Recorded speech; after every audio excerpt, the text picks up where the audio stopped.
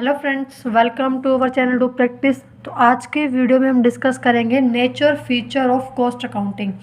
इससे पहले हम एक वीडियो डिस्कस कर चुके हैं, टॉपिक कर चुके हैं, जिसके अंदर हमने कॉस्ट अकाउंटिंग का मीनिंग, डेफिनेशन और फंक्शंस किए थे। तो ये वीडियो चेक करने से पहले ज़रूर एक भी वो वीडियो जाके चेक कीजिए, उसको देखिए ताकि आपको उसका कंसेप्ट क्लियर हो। उसके बाद ही आपको ये वाली वीडियो देखनी चाहिए। तो आज हम बात करेंगे nature feature of cost accounting. तो फर्स्ट फीचर क्या आता है उसका, स्पेशलाइज्ड ब्रांच ऑफ अकाउंटिंग। जैसा कि हमने कॉस्ट अकाउंटिंग का मीनिंग में पढ़ा था कि कॉस्ट अकाउंटिंग का मतलब होता है कॉस्ट की अकाउंटिंग करना, मतलब जो भी हम प्रोडक्ट बना रहे हैं उससे जो कॉस्ट आ रही है उसकी अकाउंटिंग करना। तो वही ये फीचर बता रहा है कि अकाउंटिंग की एक स्पेशलाइज्ड ब्रांच है कॉस्ट अकाउंटिंग, क्योंकि उसके अंदर आप जैसे अकाउंटिंग में आप डाटा को कलेक्ट करते हैं, उसको फिर प्रॉपर एनालाइज करते हैं, उसको क्लासीफाई करते हैं।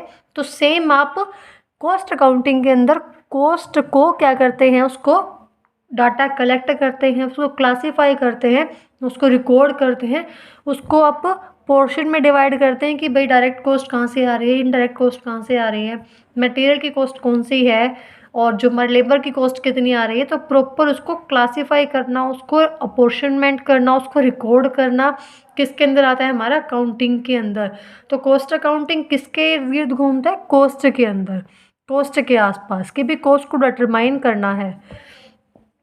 नेक्स्ट हम बात करते हैं आर्ट एंड साइंस बोथ। हालांकि कॉस्ट अकाउंटिंग है वो एक आर्ट भी है और साइंस भी है, क्योंकि साइंस इस वजह से क्योंकि कॉस्ट अकाउंटिंग के खुद के कुछ प्रिंसिपल्स हैं, खुद के कुछ रूल्स हैं जिनको कॉस्ट अकाउंटेंट फॉलो करता है।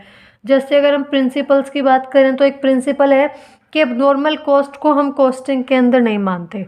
एबनॉर्मल कॉस्ट कौन सी होती है, जो आपकी अचानक से होती है, जो आप मतलब सोच के नहीं चलते हो। जैसे नॉर्मल कॉस्ट क्या हो गई भाई, आपको पता है कि वेस्टेज होगी ही होगी, ठीक है, तो वो एक टाइप से नॉर्मल हो गई। बट एकदम से मान के चलो अपने जो सामान के अंदर, जो हमारा रॉ मटेरियल है उसके अंदर आग लग गई, फायर की वजह से कोई एक्सीडेंट हो गया, तो फिर वो हमारे अब नॉर्मल कॉस्ट के अंदर आ गई, तो उसको हम कॉस्टिंग में इंक्लूड नहीं करते हैं। तो ये साइंस है कॉस्ट अकाउंटिंग, क्योंकि उसके खुद के कुछ ना कुछ प्रिंसिपल्स और रूल्स हैं जो एक कॉस्ट अकाउंटेंट फॉलो करता है। और ये आर्ट है क्योंकि उन टेक्निक्स और उन प्रिंसिपल्स को कैसे यूज़ करना है बिजनेस के अंदर, बिजनेस प्रॉब्लम के अंदर, तो वो एक आर्ट है। अगर हम बात करें कि अगर कोई पेंटिंग कर रहा है तो वही पेंटिंग कलर्स और पेंटिंग ब्रशेस उसके पास है, वही जो है शीट उसके पास है और सेम शीट हमारे पास है, बट फिर भी दोनों की ड्राइंग अलग अलग होगी, दोनों की पेंटिंग अलग अलग होगी। रीज़न उनका सिर्फ आर्ट का, कि आप उन पेंट कलर को, आप उस चीज़ों को कैसे यूज़ करते हैं। वैसे ही कॉस्ट अकाउंटिंग के अंदर कॉस्ट अकाउंटेंट कैसे उन टेक्निक्स को, कैसे उन रूल्स को, कैसे प्रिंसिपल्स को यूज़ करता है बिजनेस प्रॉब्लम को सॉल्व करने में। तो ये क्या है, एक साइंस भी है और एक आर्ट भी है। नेक्स्ट क्या है, रिकॉग्नाइज्ड एज अ प्रोफेशन। अब कॉस्ट अकाउंटिंग ऐसा नहीं है कि जैसे हमारा मतलब हमने कॉस्ट को डिटरमाइन करने के लिए कैसे आदमी को रख लिया और वो प्रॉपर हमारा कॉस्ट को बता रहा है कि भाई आपकी यहाँ से कॉस्ट आ रही है। नहीं, कॉस्ट अकाउंटेंट को एक प्रोफेशन के रूप में रिकॉग्नाइज किया गया है। मतलब एक प्रॉपर, जैसे मैनेजर का एक प्रोफेशन है, वैसे ही जो है एक कॉस्ट अकाउंटेंट का भी क्या एक प्रोफेशन है, जो institute of cost and work accountant of India के अंदर इनको पूरी ट्रेनिंग, जैसे सीए का जो है वो आईसीएआई होता है, जो मेन उनका इंस्टीट्यूट होता है, तो वैसे ही जो कॉस्ट अकाउंटेंट का है वो है institute of cost and work business accountants of India. इसके अंदर जो है कॉस्ट अकाउंटेंट्स को प्रॉपर उनको ट्रेनिंग दी जाती है, उनको प्रॉपर रूल्स समझाए जाते हैं कि कैसे आपको उस कंपनी के अंदर या किसी भी कंपनी के अंदर काम करना है, कैसे उनकी प्रॉब्लम को सॉल्व करना है, कहाँ से आप कॉस्ट को कम कर सकते हैं, कैसे आप कॉस्ट में जो है कमी कर सकते हैं विदाउट इम्पेयरिंग द क्वालिटी, जैसे हमने कल बात की थी। तो एज ए प्रोफेशन माना जाता है इसको। नेक्स्ट हम बात करते हैं determination of various component of total cost. तो ये हम लास्ट वीडियो में कवर कर चुके होंगे, जिसने वो वीडियो देखी होगी तो वो इन चीज़ों को अच्छे से पता होगा उनको, कि हमारे जो प्रोडक्ट बनाने में तीन ही तरह की कॉस्ट आती है। या तो वो कॉस्ट किसकी होगी, मटेरियल की। फॉर एग्जांपल अगर हम पेन की बात कर रहे हैं तो पेन में मटेरियल क्या होगा, इंक या रिफिल, उस पर प्रॉपर लेबर लगी होगी और प्रॉपर उस पर एक्सपेंसेस लगे होंगे। तो अगर हम फर्स्ट फंक्शन की बात करें, फर्स्ट फंक्शन भी वही कहता है कि आप कॉस्ट अकाउंटेंट का जो मेन पर्पस है, कॉस्ट अकाउंटिंग का मेन फंक्शन क्या है, टोटल कॉस्ट या कॉस्ट को डिटरमाइन करना। तो कॉस्ट कहाँ से आएगी, मटेरियल से, लेबर से और एक्सपेंसेस से। तो उन तीनों की टोटल कॉस्ट फाइंड आउट करना और इन तीनों का per unit cost find out करना। मतलब कि हमने कल एग्जांपल में बात की थी कि अगर आप 1 लाख यूनिट बना रहे हैं तो उसकी कॉस्ट कितनी आएगी, सिंगल 1 यूनिट की कॉस्ट कितनी आएगी।